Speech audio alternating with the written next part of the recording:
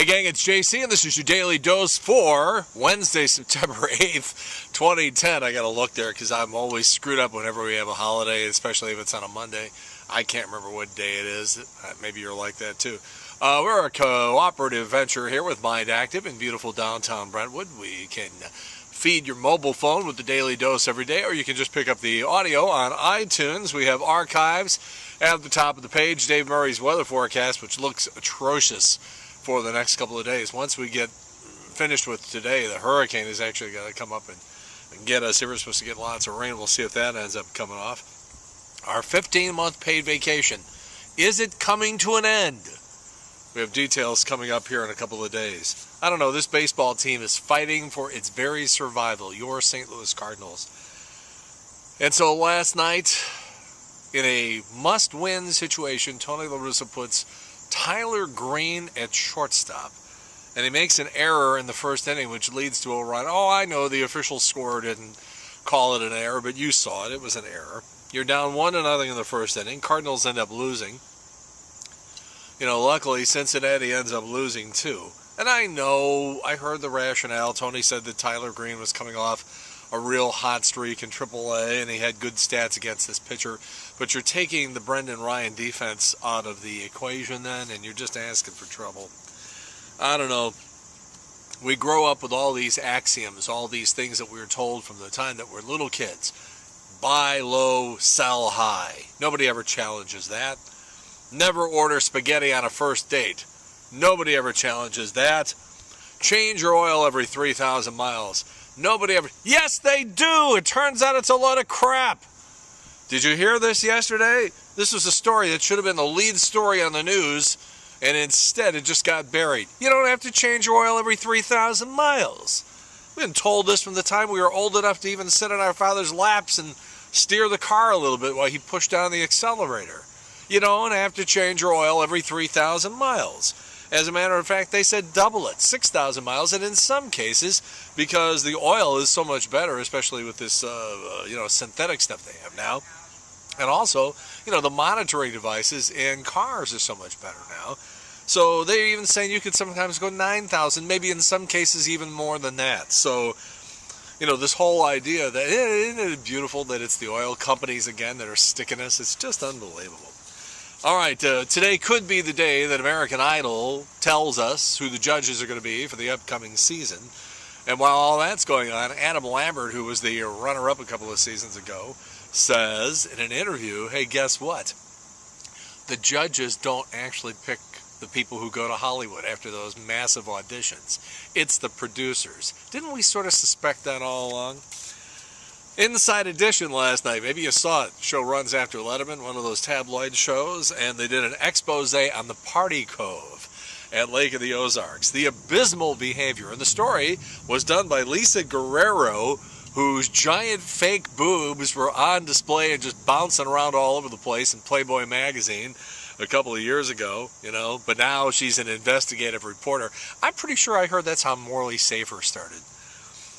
The FDA has busted Lipton Tea for unreasonable and unsubstantiated claims about the health benefits of their green tea. Been telling you that for years. That's a load of crap. Gubernatorial candidate in Nevada has a swell idea. Here's his idea to raise $1 billion a year for the state of Nevada. Here it is. If you're driving in Nevada, you can purchase a one-day pass for $25. Then when they give you the pass, they put a little transponder up on your dashboard. And then you go driving through Nevada at 100 miles an hour. And the cops can't do anything to you as long as you keep it under 100. And that would be a $25 pass for a 24-hour period. And you could buy more if you wanted to. And this guy, this gubernatorial candidate, says that would raise a lot of money for the state. The Nevada State Highway Patrol, not as enthusiastic, something about blood flowing through the streets and highways of Nevada, I believe it was. I'm paraphrasing. While that's going on, in Naperville, Illinois, a guy was going 100 miles an hour in a 50-mile-an-hour zone, and he said that he just had his car washed and he was trying to dry it off. Nice try. Why not? Give it a shot. Will Forte is leaving Saturday Night Live. We told you about that a couple of weeks ago. Now we're hearing that Jenny Slate is also leaving, and if you don't know who she is, that's okay, because she didn't really make that much of a mark, and she was only with the show one season, and in her very first show, and again, keeping in mind this is live TV, in her very first show last year, she was supposed to say freakin', and guess what? She didn't say freakin', she said the real F word. And a lot of people are thinking that, she never really recovered from that. Anyhow, 3 new cast members will be joining the show, including a new impressionist, which is something they really need because Daryl Hammond is pretty much, flaked off of that show. I wouldn't be surprised if you saw him once in a while, but they need somebody to do those impressions, so they got a new guy to do that. And we got word last night that Amy Poehler is hosting the season premiere of Saturday Night Live on September 25th. Musical guest Katy Perry. You getting tired of this chick already? The Mayo Clinic. The Mayo Clinic. Dr. Ham is on the white phone. The Mayo Clinic is on the red phone. Okay, give me Ham on white, hold the Mayo. Airplane. Great stuff, Peter Graves. Anyhow, about 15% of men who suffer mild memory loss develop dementia every year. So if you're thinking to yourself, where the hell did I put the car keys? There's a 15% chance that you actually might start.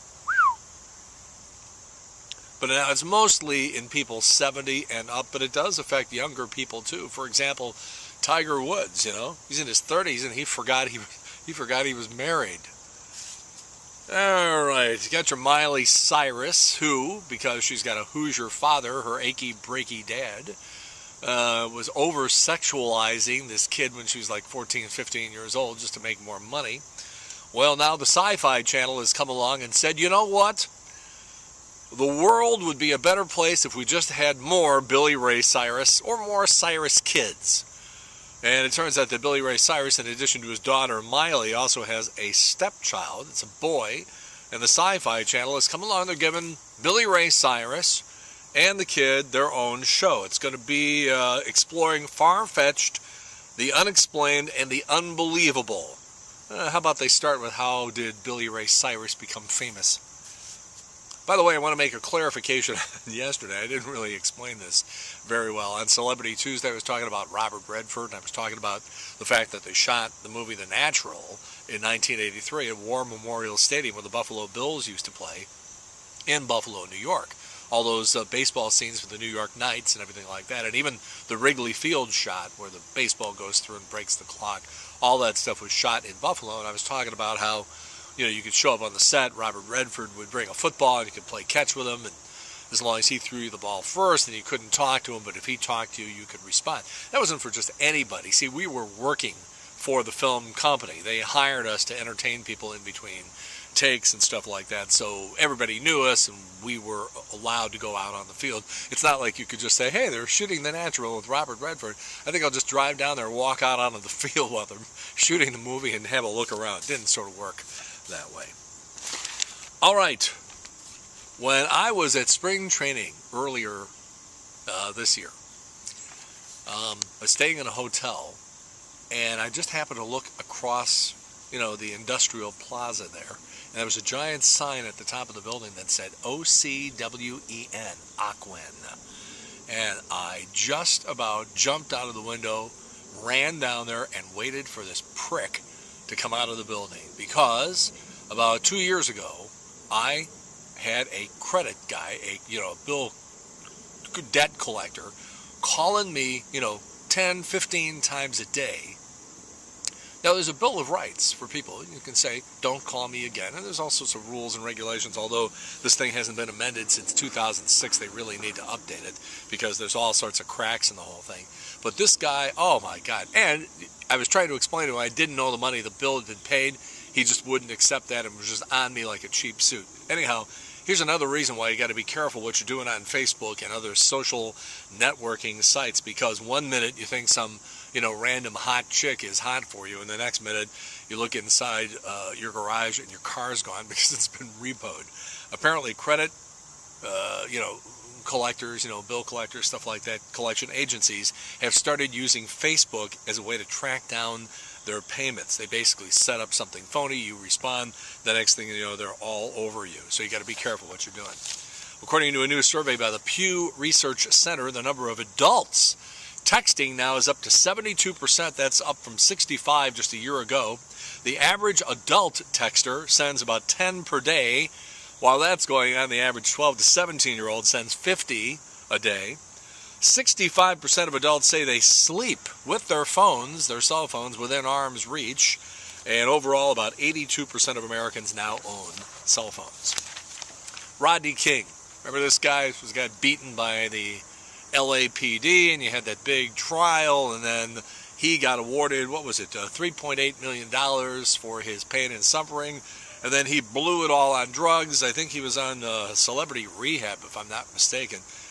Anyhow, the jury back in 1991 awarded Rodney King $3.8 million, and one of the jurors fell in love with Rodney King. They are now engaged.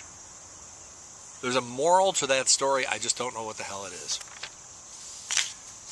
There's a lot of laws on the books. There was a book years ago called It's Against the Law, about all these strange, these bizarre laws that, while not maybe enforced anymore, are still on the books.